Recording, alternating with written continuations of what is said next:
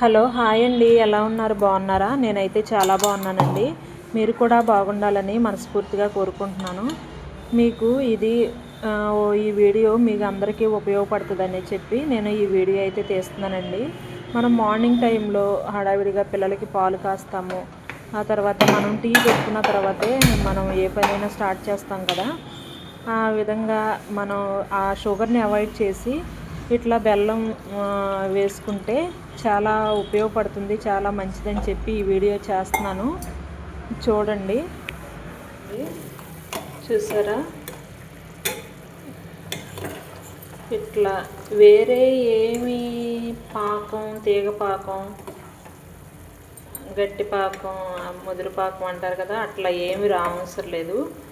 కొంచెం ఇట్లా వాటరీగా లేకోకుండా కొంచెం మామూలుగా ఉంటే సరిపోతుంది అనమాట. ఈ బెల్లం కరగంగానే అయితే దించేయకూడదు, ఎందుకంటే అప్పుడు నిల్వ వండుకోకుండా పులుపు స్మెల్ వస్తుంది అనమాట. అట్లా కాకుండా కొంచెం ఈ వాటర్ అంతా మరిగిపోయి కొంచెం ఇట్లా మనం స్టిక్కీగా అవుతే సరిపోతుంది అనమాట.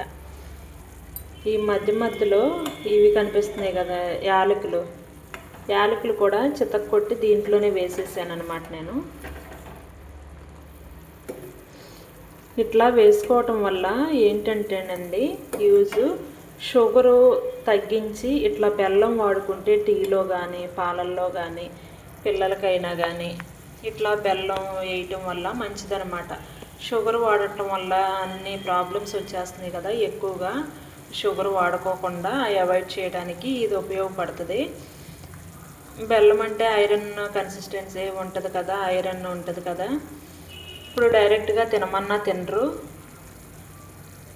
అందుకని ఈ విధంగా మనం ఏ రోజు ఆ రోజు అట్లా కొంచెం పొడి చేసుకుని వేసుకోవటం కన్నా ఇట్లా కాసుకుని అయితే ఒక చల్లారిన తర్వాత ఒక బాటిల్లో పోసుకో, ఒక దాంట్లో పెట్టుకుంటే మనం ఏ రోజు ఆ రోజు దాంట్లో స్పూన్ పెట్టుకుని కావలసినంత వేసుకోవచ్చు అనమాట. అందుకే మీకు ఉపయోగపడుతుందని ఈ వీడియో చేస్తున్నానండి, తప్పకుండా చూడండి.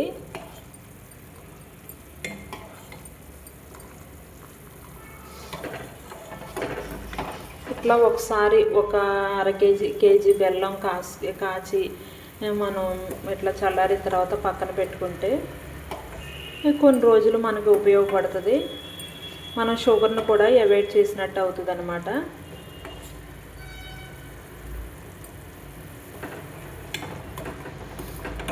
ఇప్పుడు మనం రాగి జావు కానీ అట్లా కాస్తాం కదా, దాంట్లో కూడా షుగర్ వేసి కొంతమంది కాస్తారు, కొంతమంది కొంచెం ఉప్పేసి కాస్తారు, కొంతమంది డైరెక్ట్గా మజ్జిగ కలుపుకుంటారు, దాంట్లో సాల్ట్ కూడా వేసుకుంటారు. ఇట్లా కొంచెం స్వీట్గా తాగేవాళ్ళు ఉంటారు కదా, దాంట్లో కూడా ఇది కలుపుకోవచ్చు అనమాట.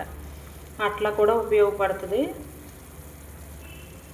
మెయిన్గా ఏంటంటే పిల్లలకి మార్నింగ్ టైంలో మనం స్కూల్కి వెళ్ళేటప్పుడు పాలు కాసిస్తాం కదా, దాంట్లో ఈ బెల్లం వేసి ఇవ్వడానికి ఉపయోగపడుతుంది. మెయిన్గా మనం లెగంగానే తాగేది టీ అనమాట. చాలామంది 100లో 99 మెంబర్స్ టీ అలవాటు అయితే ఉంటుంది. ఎక్కువగా ఎంప్లాయీస్కి అనమాట. హౌస్ వైఫ్ కూడా తాగుతారు, కానీ ఎక్కువగా ఎంప్లాయీస్ బయట వర్క్ చేసి ఖచ్చితంగా టీ అలవాటు అయితే అయిపోతుంది అనమాట. వాళ్ళకు కూడా పొద్దున్నే టీ తాగితేనే ఏదన్నా పని చేయాలనిపిస్తుంది అనమాట. అప్పుడు ఏమవుతుందంటే ఖచ్చితంగా ఈ బెల్లం పాకం అయితే మనకు ఉపయోగపడుతుంది అనమాట. షుగర్ని అవాయిడ్ చేసి ఈ బెల్లం పాకం అప్పుడు ఇట్లా పాకం కాసుకోకుండా ఉంచుకోవటం వల్ల ఏమవుతుందంటే అది మనం కొంచెం చితక్కొట్టి వేయాలి, అది కరగాలి, అదంతా అని చెప్పి మనకి ఏమవుతుందంటే వెంటనే అవ్వదు అని చెప్పి అది స్కిప్ చేసేసి షుగర్ వేసేస్తాం. అట్లా కాకుండా ఇట్లా చేసి పెట్టుకుంటే మనకి పని టైము సేవ్ అవుతుంది. మనం షుగర్ని అవాయిడ్ చేసి ఇట్లా బెల్లం వేసుకున్నట్టు కూడా ఉంటుంది అనమాట. దీనివల్ల లాభమే కానీ నష్టం అయితే ఉండదండి. చాలా మంచిది. బెల్లం కూడా అందరికీ తెలుసు కదా. మీరు కూడా ఈ విధంగా ట్రై చేసి చూడండి. ఇదిగోండి చూపిస్తున్నాను చూడండి, ఇట్లా అయితే సరిపోతుంది అన్నమాట.